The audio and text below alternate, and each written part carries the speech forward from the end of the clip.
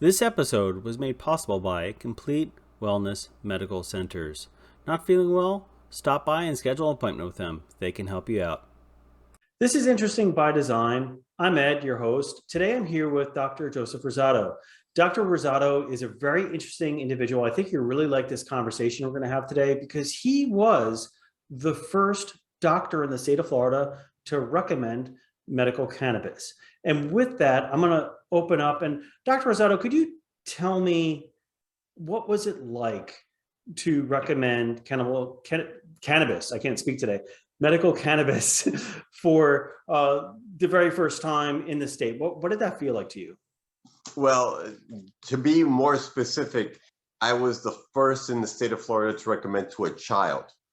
It was a 15-year-old that had cancer. Mm-hmm. I was the first in the greater Central Florida area, which extends from the area of Tampa all the way up to the Florida-Georgia line on the east side, and then the Florida-Alabama line on the west side.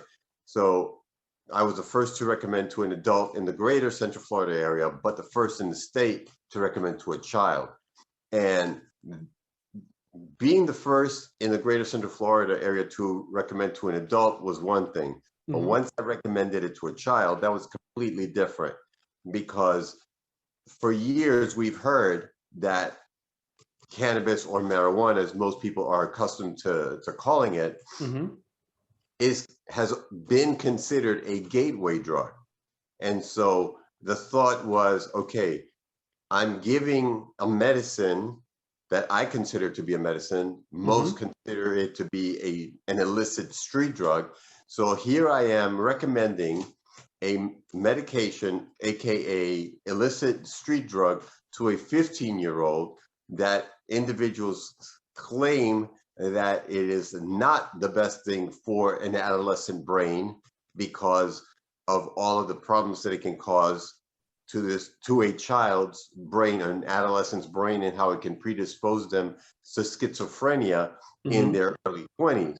Now, let's take into context who this child was and what his condition was. I was about to ask you, what condition did he have? What was? Could you tell me exactly what it was? Was it terminal? Was it not life-threatening?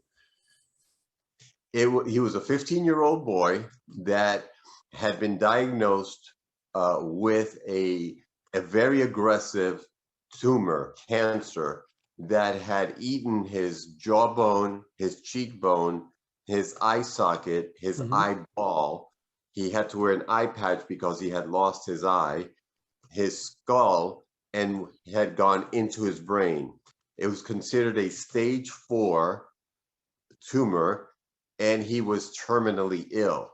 Wow. Which was the reason why, based on his diagnoses, that allowed me to give him the medical cannabis.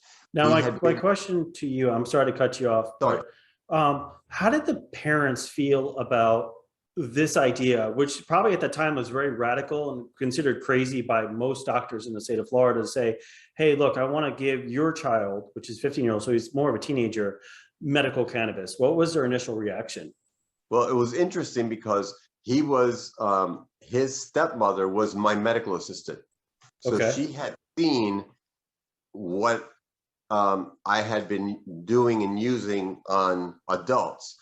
And so she had been talking to the child's the child's mother, and of course the child's father. And, some of the family members were on board, some of the family members were not on board. And so it was a lot of education that went on.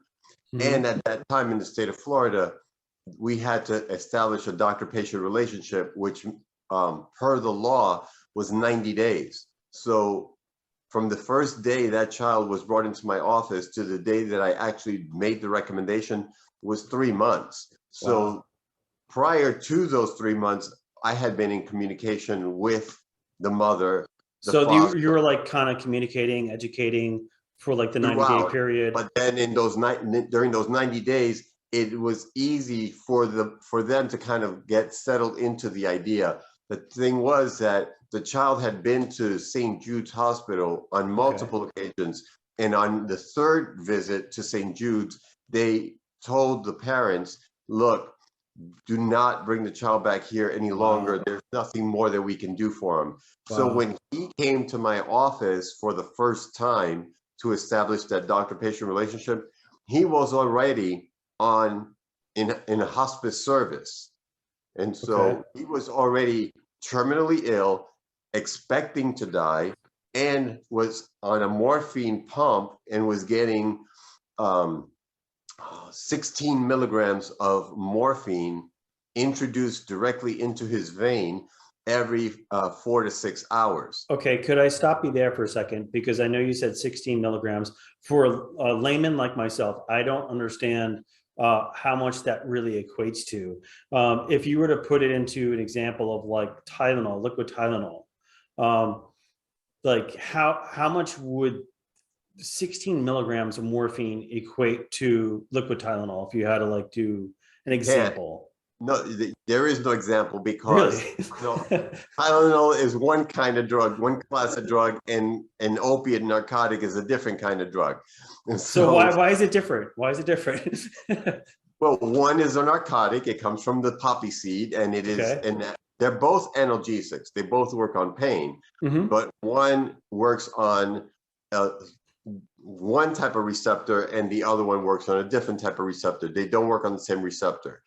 The typical medication that I can equate it to would be a Percocet. Okay, Percocet is oxycodone with Tylenol mixed together, because together they work really well. So oxycodone, which is the narcotic in Percocet, that comes in 5 milligrams of oxycodone, 7.5 milligrams of oxycodone, or 10 milligrams of oxycodone.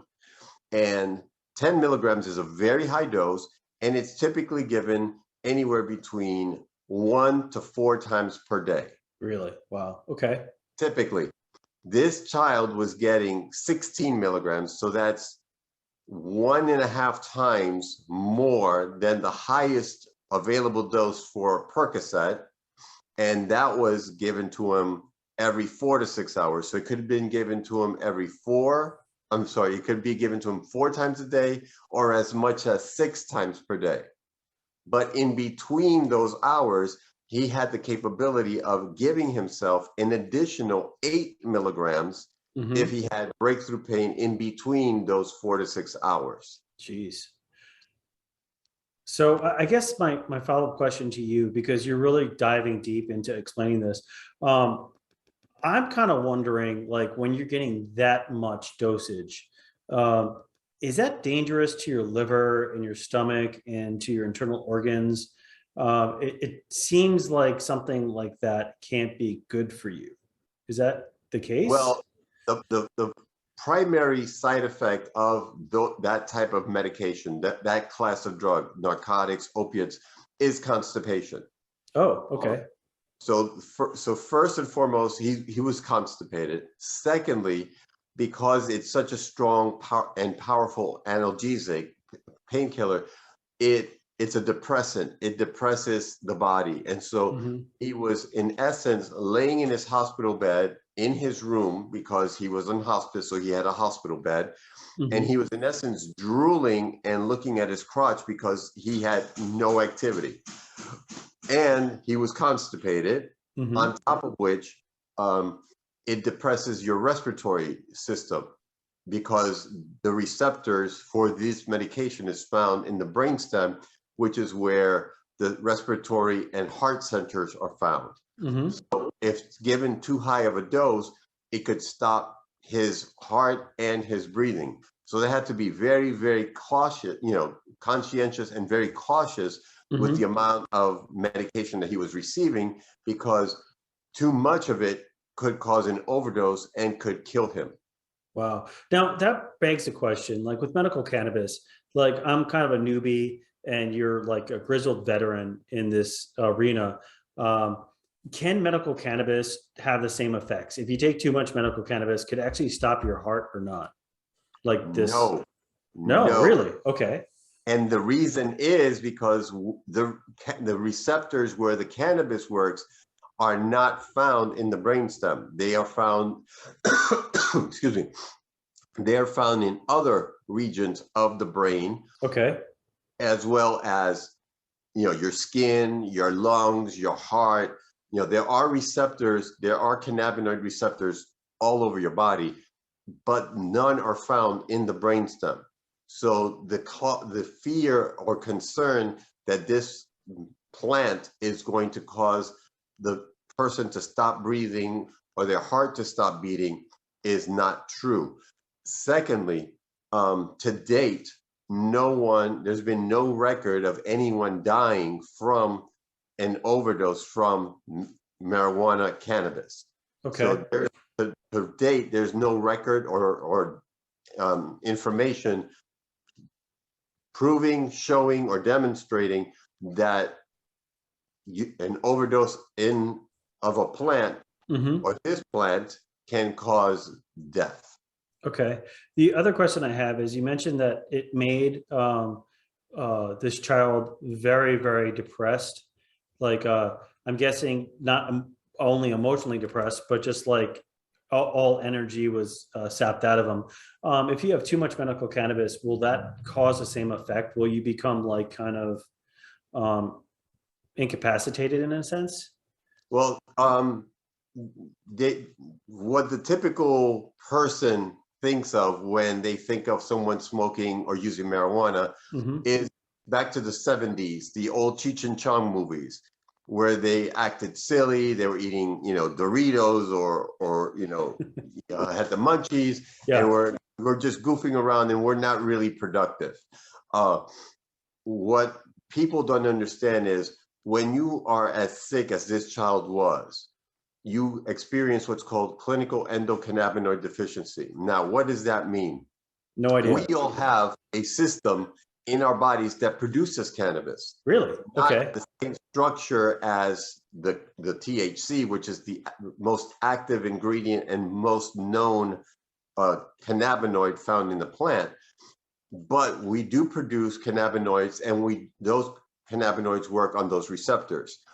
When we are going through any type of stress, whether it's physical, mental, emotional stress, good stress or bad stress, it depletes our stock of these endocannabinoids. And Interesting. so we need to replenish them. So what he in essence needed to do was replenish what his body was lacking. And Mm-hmm. so by replenishing them, it was not going to make him feel groggy or drugged out, because he was already drugged out. He was on morphine.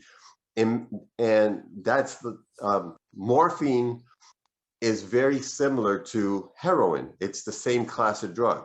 And Okay. so if you can imagine an individual that is injecting himself or herself with heroin, Mm-hmm. that's what this child was getting from this morphine pump. They're very Gotcha. similar. And so you imagine someone that's addicted and dependent on or narcotic is one thing. Using cannabis to replenish this system that was depleted was a different story. And once we got him started on the cannabis, within a month's time, we were able to cut the dose of the morphine in half. So from 16 milligrams, we dropped it down to 8 milligrams, Okay. which then stimulated his appetite, because of Mm-hmm. course it does stimulate your appetite. He then began to ask his mom to make him his favorite meals. He was no longer in his bedroom drooling, looking at his crotch. He was out of his bedroom, out of that hospital bed, Mm-hmm. in the living room, in the kitchen, I spending guess time with his family. that's a great segue, because I had a question in reference to the family. Um, Obviously, it took 1 month's time, because you just said it, to like wean him off of one type of medicine and put him on a Not different. off, cut it in half, Cut it in because half. I'm sorry, cut it yeah. in half. What was the initial reaction of the family when they saw that month go by? What was their What was her conversations with you? What was their emotions with you? What was her reaction with you? Well, we were in constant communication because, again, he was the first child, you know, that Yeah. I gave that medication to, and the first child in the state. So, I had no real point of reference. I had points of reference from doctors in other states that Hmm. I was calling and getting coached. But this was my first, organic experience. So Hmm. I was texting mom daily, and I was seeing the child pretty much weekly Hmm. to make sure, and that's where we were working on decreasing the dose. And uh, initially they were concerned, like any parent would, but Hmm. once they saw the effect that this child was having to this new medication, and how he was interacting with the family, and how his activities of daily living had improved, then all of a sudden everybody became very, very pleased and happy. Okay. And to fast forward, this was in 2016, from November to February of 2016, 2017, because he passed away in February of 2017. However, today, well, no, last week, um, I I am taking care of, and I had to make a very critical decision with the child's grandmother, who now Okay. has cancer. Wow. And so I'm treating his grandmother with the same medicine that I treated him with. And she had just had surgery to remove the tumor that was in her, in her gastrointestinal area, in her intestines. And she was having severe nausea, vomiting, and diarrhea, and just was not doing well. And so Saturday, I get a text message from her daughter-in-law, who happens to be the child's stepmother, Hmm. and said, look, this boy, my mother-in-law is having this issue. What can you do? How would you recommend that she take this medicine? And I gave her just 5 seconds information. It took me 5 seconds to say, do this. And she questioned it. And I said, don't question it, just do it. And Yeah. she did exactly what I told her to do. And within 30 minutes, she was not throwing up, had no nausea, and asked to drink like a cup of juice just Hmm. to hydrate herself. That's And awesome. That from that that point forward, no more nausea, no vomiting. that's awesome. My other thought that I want to bring up and ask a question about is like every time I think of what would be on the street, marijuana on the street, I picture like the Bad Boys type movies where you see a big bundle wrapped up in like plastic wrap. I'm pretty certain that is not how you recommend medical cannabis. What does it come in? Does it come like in a pill? Does it come in like what? Is it like I don't think you're giving it to people in like a baggie. Like what? Can you elaborate a little bit about that and sort of Well, demystify that aspect of it? okay, one, I don't give it in a baggie, Okay. but I don't give it at all, because the Okay. way the state law is, I can only make the recommendation. They have to go to a state approved dispensary and pick it up and purchase it there. Gotcha. So I have no involvement in that component of it. However, as far as the modes of administration, it does come in a pill. It can be in a gel cap. It Hmm. is, of course, in its natural state, an actual flower or bud Hmm. that you grind up, and you can either, smoke it, roll it, put it in a bong, dry vaporize it, whatever. Hmm. There's that way. You can make a tea out of it. You can put it Hmm. in your meals. You can cook with it. There's topical creams. There's topical lotions. There are topical patches. There are oils that you put under your tongue. There Hmm. are oils that you can apply on your skin. There are oils that you can use intrarectally as like kind of like as a suppository. There are Gotcha. suppositories. Um, there are capsules that you can use that women can use intravaginally, where they can Hmm. put it inside their vaginas for pelvic pain, or difficulty, menstrual problems, or endometriosis, things like that. So Mm-hmm. there's different modes of administration. And for example, this child had never smoked. He was 15. He never smoked a cigarette, didn't know how to smoke, didn't know how to inhale. You Mm-hmm. know, contrary to Bill Clinton, he could not inhale. He did not know how to inhale. And so this child was getting an oil that we were putting under his tongue and some suppositories to help with the absorption so that way it would go into his bloodstream without having to be metabolized in the liver. Gotcha. That's really interesting. You brought up some really good points. Like I know for a fact, since we've known each other, that you do have a book called The Case for Cannabis, Hope and Healing. There might be Mhm. Hope and Healing, The Case for Cannabis. And this book actually touches on a little bit of this story and also what you just mentioned about the government. Is there anything you want to highlight to maybe drive someone to say, what he's saying is very, very interesting?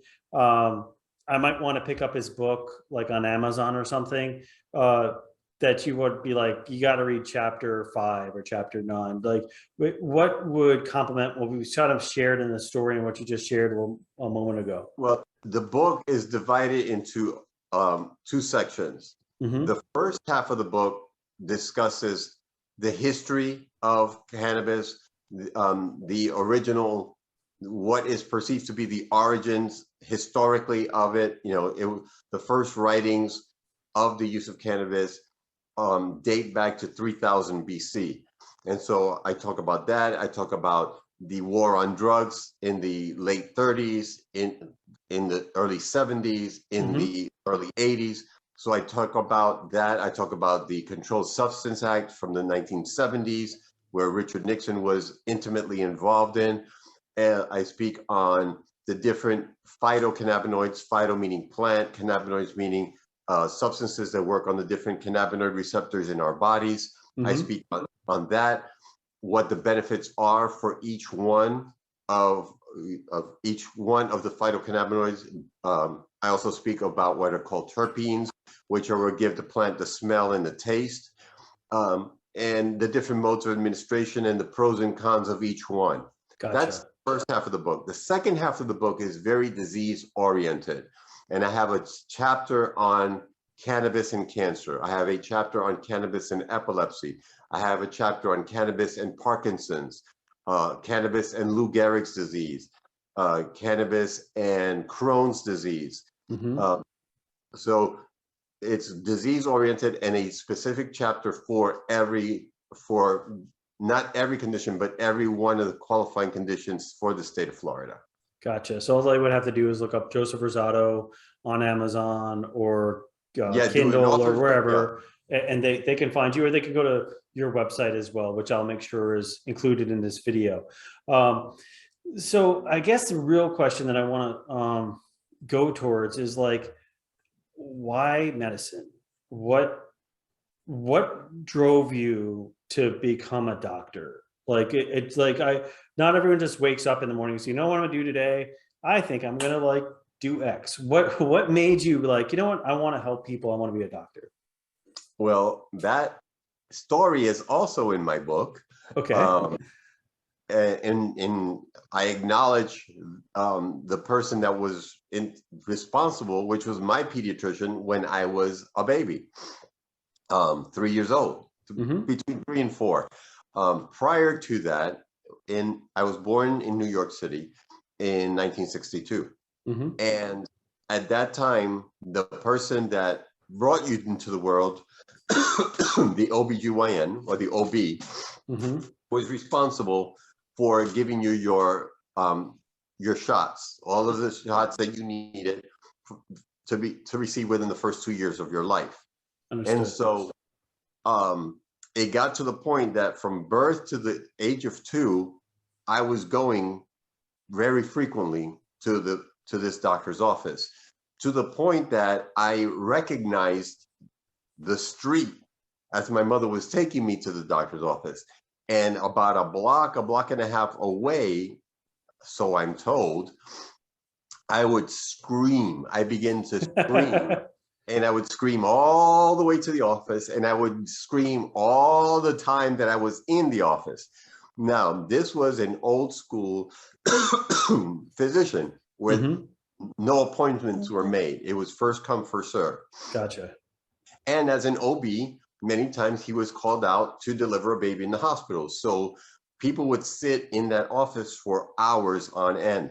And so here they are in this room with this child screaming at the top of his lungs until the doctor came back and then screamed even more and louder while he was getting his shots. It got to the point that the doctor told my mother, look, don't bring your child here any longer because this is just too disruptive. And so my mom said, well, who do you recommend? Who do you refer?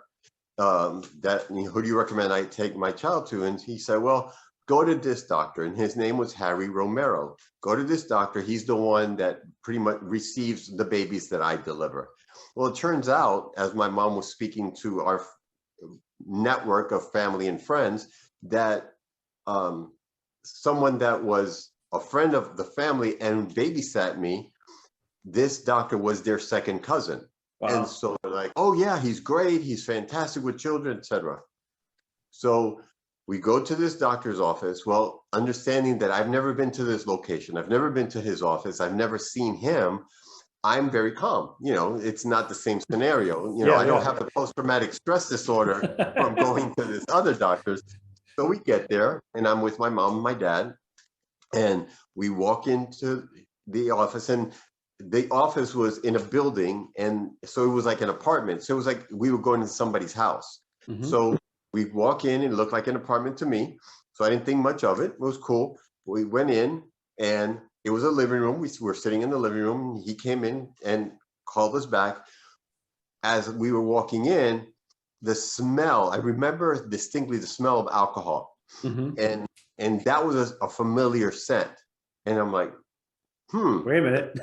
I remember this, but I'm thinking, then all of a sudden, as we're walking further along and we go into his office, I see the desk, I see the chairs, not thinking much of anything else. Then I get to the door of the exam room. When I get to the door, that's when panic hits me. I remember the exam table. I remember the table where all his equipment is. And to the left, he had a big refrigerator. Wow. That he had all the medications and then like a sink. I mean, I distinctly remember it because I'll explain why later, why I had this vivid memory. Not that I was 3-4-year-old, I had this great memory. So anyway, we walk in and he weighs me first, measures me, gets my height, my weight. So far, I'm okay. He's very gentle. He's very tender. I sit at the exam table. I've got my mom and my dad on either side of me, and he's standing in front of me. And now I'm starting to get the sensation of, okay, something's about to happen. I see in his hands, he's got equipment. He's got an otoscope, which is a tool to look in your ear and your mouth. And he's got a tongue depressor, a wooden stick tongue depressor. So now I know that he's going to examine me. So now I'm starting to go, okay, this isn't so fun anymore. And and like normally little kids, when they see anything wooden, like a wooden spoon, they start freaking out because mom and dad are going to like possibly correct your behavior with that wooden item. Exactly. So I start to feel a little uneasy. I start to squirm. I'm starting to cry. And my parents are on either side. And so instinctively, they go to what they know to do, which is to hold me down. He says, no, leave him alone. That was different because the other guy was like, hold him down. This guy is saying, no, don't hold him down. So I'm like, okay, I've got an ally here. Like, this is different. And then he hands over to me the medication. I mean, not the medication. He hands over to me the tools and says, here, examine me. And I'm like, huh? And he puts them in my hands and says, here, examine me. So now my parents chime in and my mother says, go ahead, examine the doctor. So he squats on, because again, I'm 3-4 years old, so I'm not very tall, obviously. To me, he's towering, and he had a very deep voice. He was just this very charismatic, very, like, he couldn't control the room and just he had a stern appearance, but he was gentle and tender at the same time. So he squatted down, and so we were face to face, eye to eye, and he opened his mouth, and I had the tools in my hand, and it was like something triggered in my brain. I'm like, this feels familiar. Like I like this. And from that day forward, when I was asked, what do you want to be? I would say, I want to be a pediatrician. Wow. And he was the type of individual that would come to the house. He made house calls. I remember, on the weekends, some weekends I would be sick as a dog. And Sunday evening, watching the Ed Sullivan Show in our apartment in the Bronx, and he would come in with his doctor bag, long coat, gloves, hat, because it was in the winter. He'd come in and would examine me, check me, whatever. And many times I needed a shot, I needed an injection, but he gave it to me. And because I felt so comfortable with him, it wasn't the same drama as before. And then, being Hispanic, and you as an Italian, you can appreciate the next part.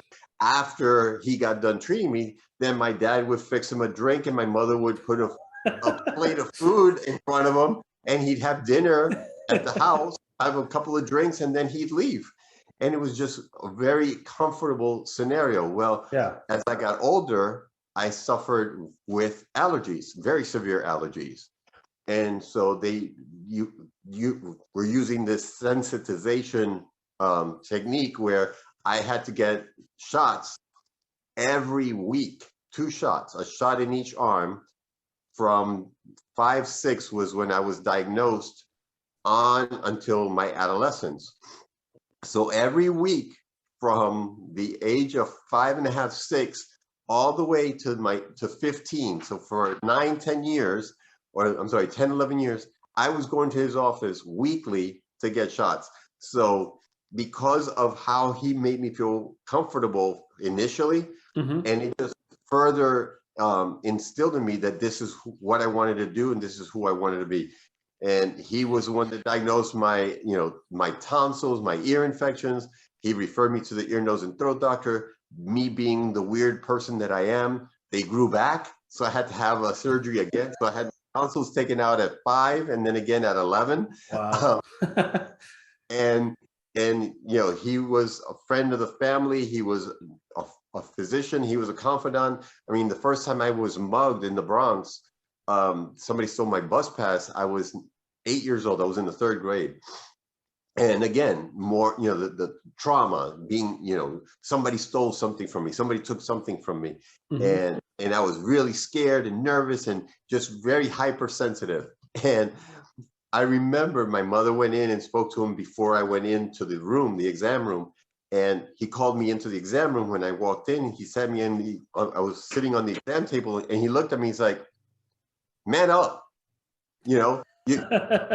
I'm like, what? He's like, man up. He's like, I've gotten my ring stolen. I've gotten my wallet stolen.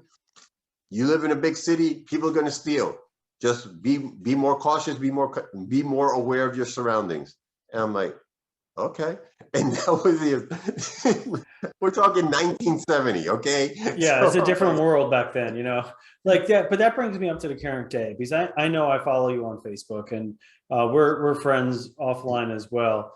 But I noticed that not once, but multiple times, you've been awarded by the Hispanic Chamber of Commerce the Healthcare Executive of the Year. Do you attribute your inspiration from this doctor and his level of caring and personalization to a patient one of the reasons why the community has seen you fit to receive this award, not once, but multiple times? Yeah, well, I've received 3 of the awards that are given. I've received the Physician of the Year in 2019. 2020 was COVID, so there was no award. 2021, I received the Wellness Award for my work in the cannabis industry. And then this year, 2022, I received the award for outstanding healthcare executive for the year. And a lot of my success, I attributed to 2 individuals. One, my physician, Dr. Romero, but 2, my dad. because Okay. of his work ethic and what I learned from him of what it was to be a man, what it was to be an employee, what it was to be a citizen of the state, the country, and the world. And Hmm. so both of those individuals were instrumental in who I have become. Okay. I guess that brings me full circle in reference to, I asked earlier about the feelings that the child's parents had when you mentioned you're going to do medical cannabis. It must have been a very different type of a dynamic conversation to have with your wife and possibly your parents and children in your family. Um, about saying like, look, I'm about to do this. What was their initial reaction to you saying, I'm going to proverbially leave the ranch and do something radical? What was their reaction to that? Well, the people that know me Hmm. and my family knows me very well.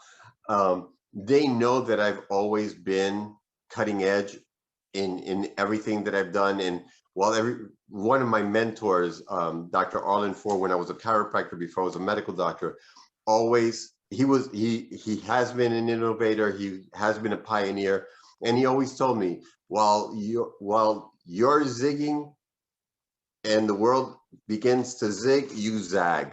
It's like you always want to be one step ahead of everybody else. And he Hmm. said, and once everyone gets accustomed to what you're doing and starts to reproduce or emulate what you're doing, switch pattern and move in a different direction. And that's what a leader is. That's what a pioneer is.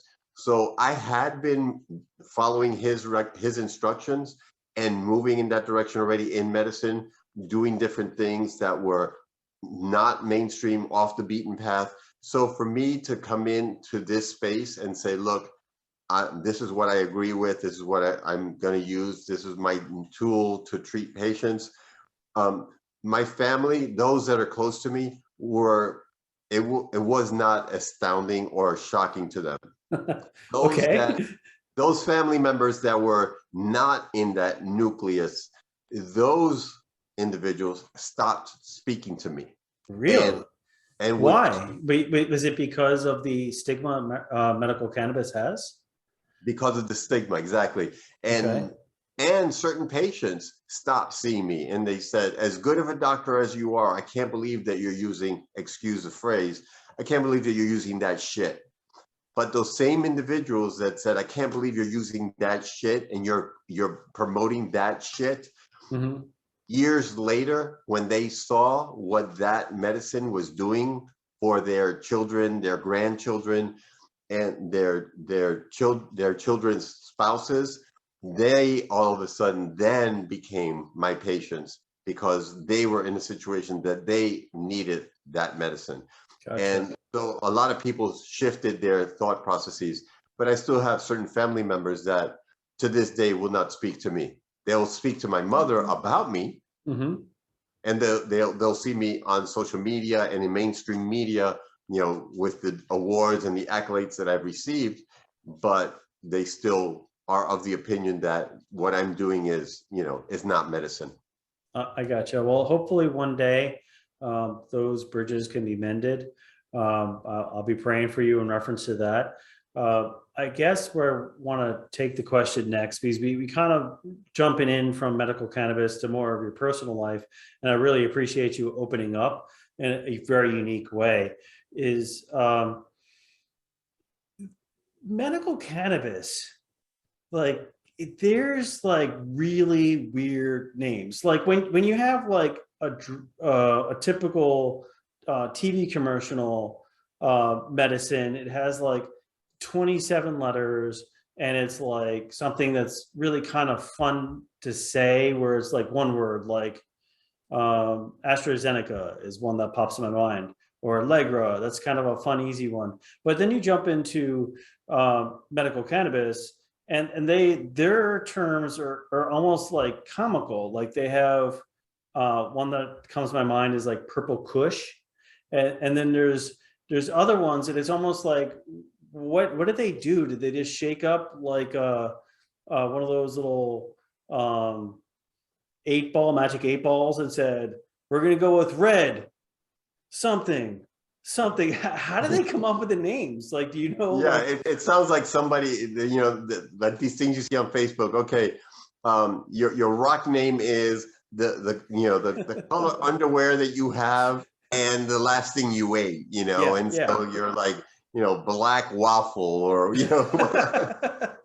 So do you when you recommending, are you recommending the actual name like that? I'm recommending like black waffle, that you take it for X, or is there more of a scientific name that you use so like people are not like thinking uh this is like crazy?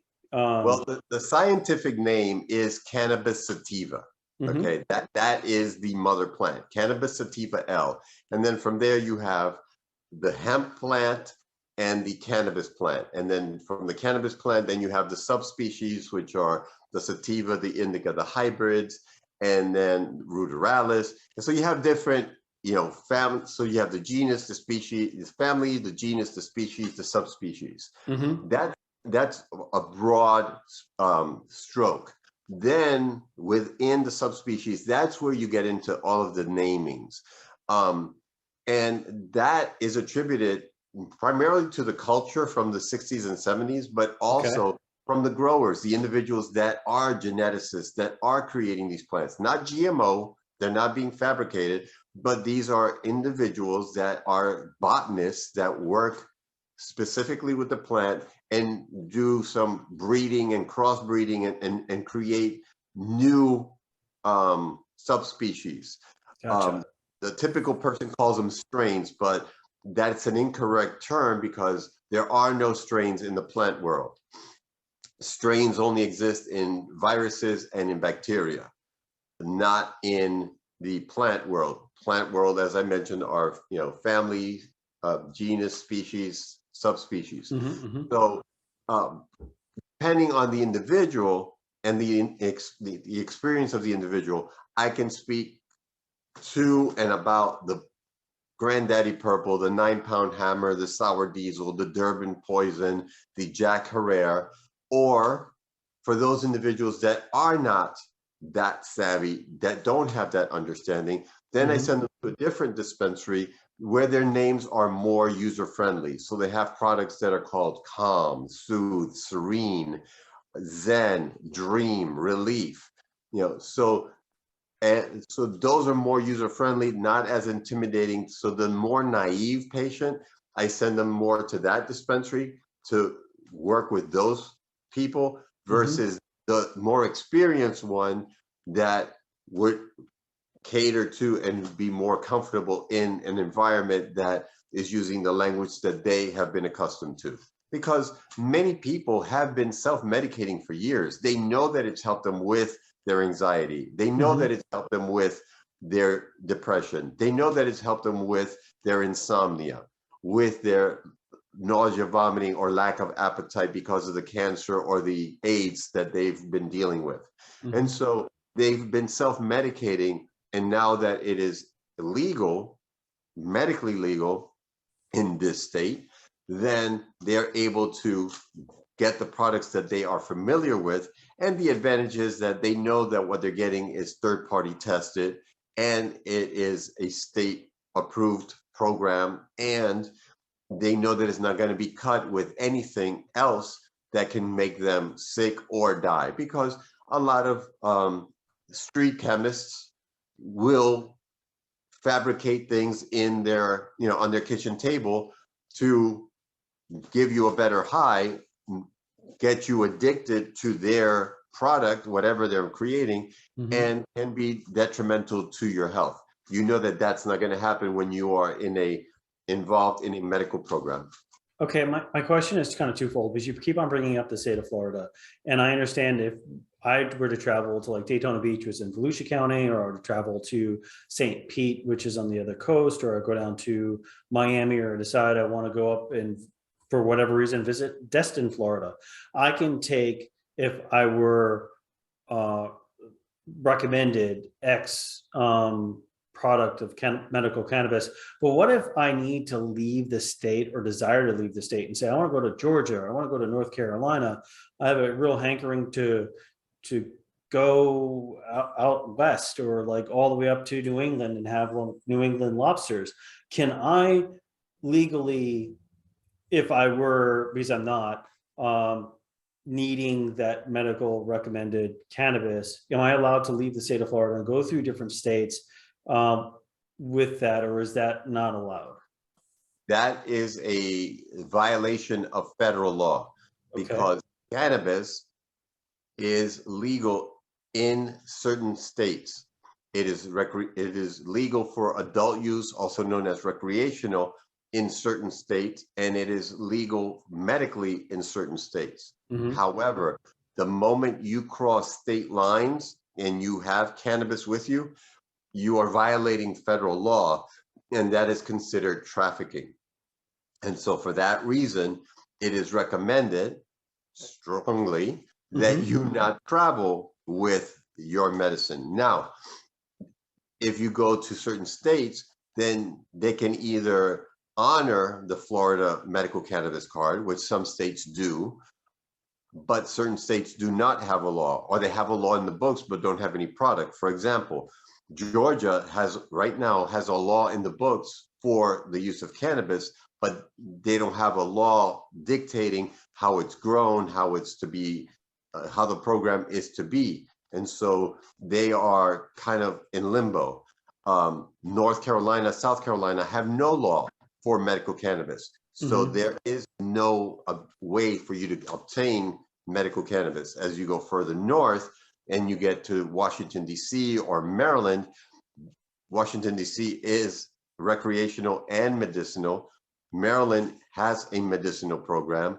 New York has a medicinal and an adult use program. New Jersey has a medicinal program. Connecticut has a medicinal program. Massachusetts has a recreational medicinal program. Maine has a recreational and medicinal program. So wherever you go, it's important that you research that specific state that you're going Hmm. to. And if you have a medical cannabis card in the state that you reside in, you may want to reach out to that state and find out what the law is that you're going to be visiting and determine what it would take to purchase and get medicine there. For example, Hmm. I've traveled to California, Los Angeles specifically, to speak on the topic. And afterwards, because I was in California and that was the first state back in 1996 to have a medical cannabis program, I wanted to experience a dispensary. And Hmm. so I went to one. And although I have my Florida medical cannabis card in that state, I did not have a medical cannabis card. I went into an adult use recreational dispensary. And when I went in, it was like walking into Nordstrom, you know. Hmm. They I came in, I checked in, I gave them my ID, my Florida driver's license. They put me in their system. I waited. A young lady came out, called me by my name. I walked in. She said, I'm your representative for today. What are you interested in? What are you used to using? What mode of administration do you feel comfortable using? So she did a discovery based on what I do, what I use, how I use it. And then she took me to a specific counter where it had those products that I'm used to using in the ways that I'm used to using them.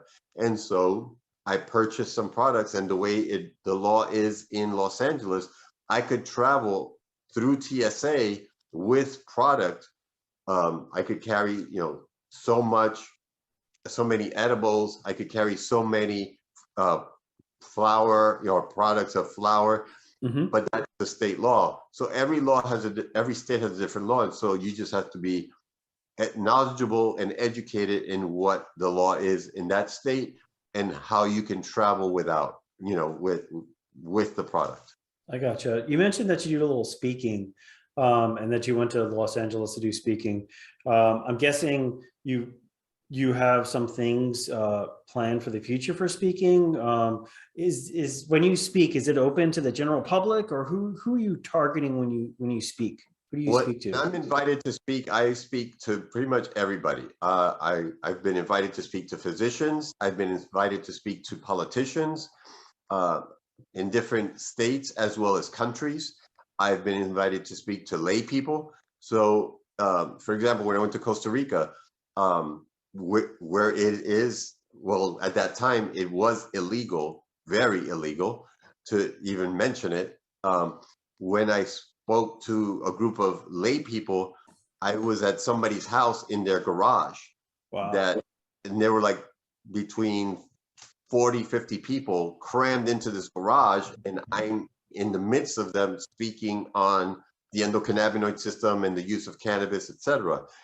The following day, well, when I landed, I went directly to their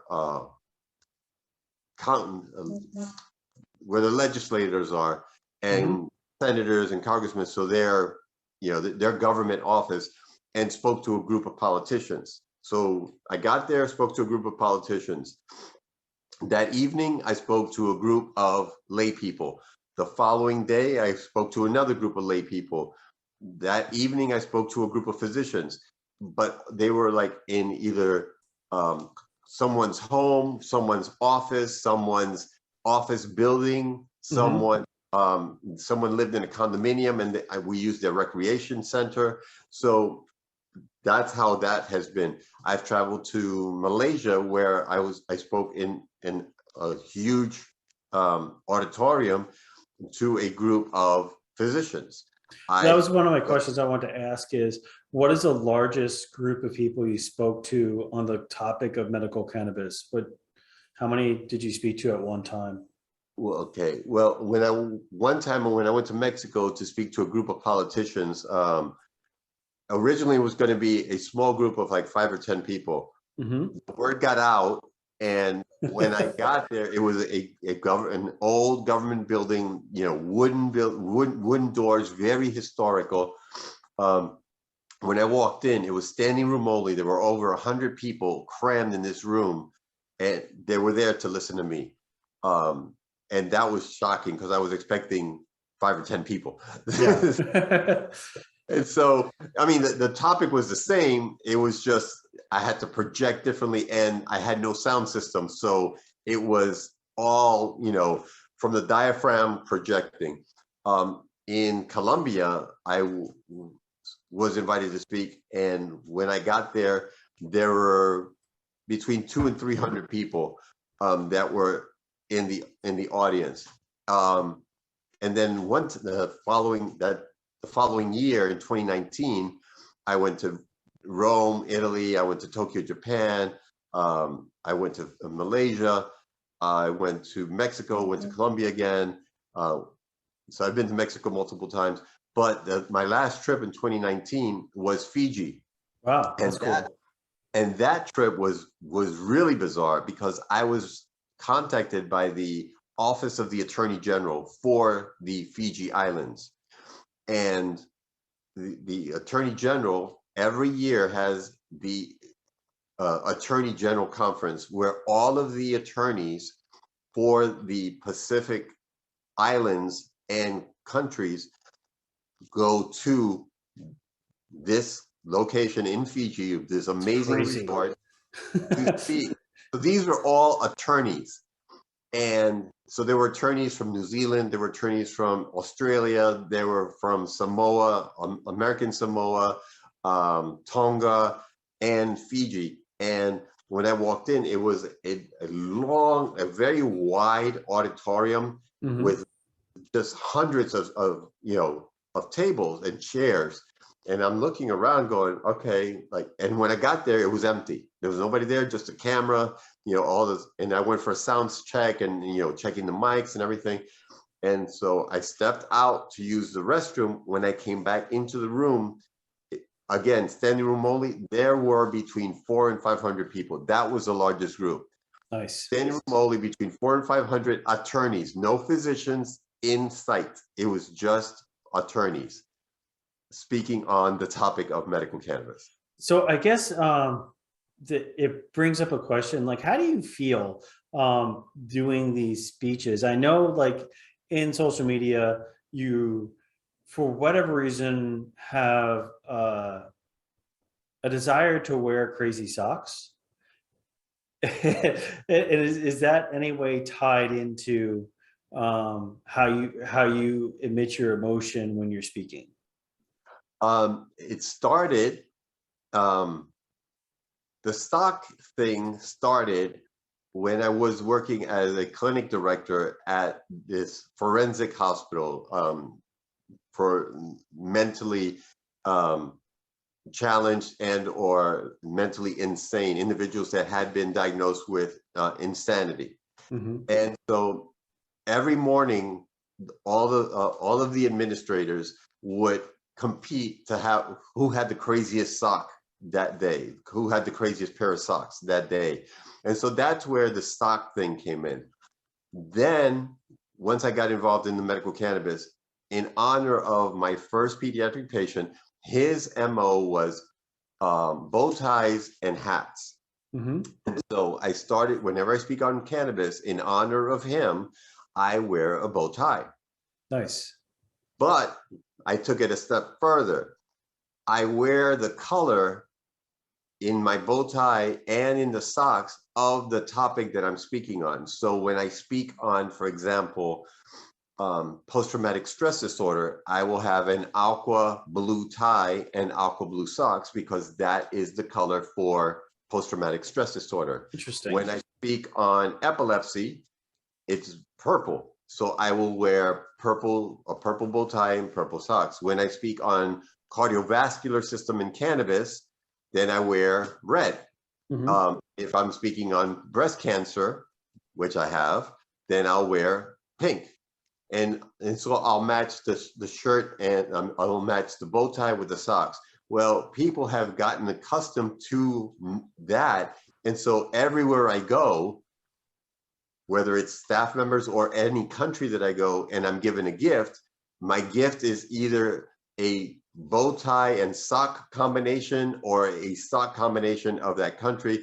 I've worn, like when I went to Malaysia, I wore a bow tie that had the Malaysian flag.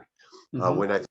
When I speak to politicians or attorneys, I will wear the flag and a bow tie. So when I went to Malaysia or Fiji or Mexico or Colombia or Puerto Rico, I've worn the flag in a bow tie in Gotcha. honor of the country when I'm speaking to politicians for solidarity, and they love it. They freaking, I mean, it's like a hit. So So, like, I heard something a moment ago, and I want to touch on that. You said you have a form of cancer. Is that correct? Did I misunderstand that you have breast cancer? no, no, no, Okay. no. All right. Because I was gonna No, say, like, that I've spoken on breast cancer. I use the color pink, as a point of reference, but no. gotcha. Uh, Okay. I was, Knock yeah. on wood, I don't have. I've not been diagnosed with any type of cancer. Okay. Well, that's very good to hear. I was gonna ask you a slew of questions in reference to that. I'm glad that I don't, though. Well, I think this has been a very productive interview. Dr. Rosado, I know we could talk for like 3 hours more. Like, there's just no doubt about it because I really feel like we only scratched the surface of a lot of things that you do. I want to invite you back to talk more. Would you be willing to come back on the show and do another episode? I would love to come back on the show and speak on, other success stories that I've seen with using this amazing plant for multiple modes of, conditions, diseases, and or they've come in for a specific disease, and by using this, it's helped them with other situations and other conditions that they were not expecting it to make a difference. So I would love to come back and broaden your mind and as well as other people's minds of how this plant can benefit multiple things. And as I always say, and I'll end with this, I would rather give an individual one medication to treat 10 conditions rather than giving an individual 10 medications to treat only one. And if you consider someone that that has high blood pressure, how many pills are they taking to treat their blood pressure? Or someone that is a diabetic, how many medications are they taking to treat their diabetes? Hmm. Well, thank you so much. I hope everyone is enjoying these episodes of Interesting by Design. I know Dr. Rosado will be back again because I have more questions, but I try to limit these to around an hour or so, and I feel like we achieved that today.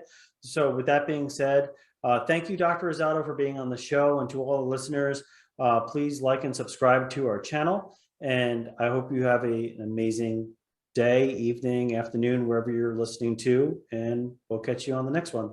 Take care. Peace. Thanks. This episode was made possible by Complete Wellness Medical Centers. Not feeling well? Stop by and schedule an appointment with them. They can help you out. This episode was made and produced by i4 Web Services. Visit i4webservices.com to learn more.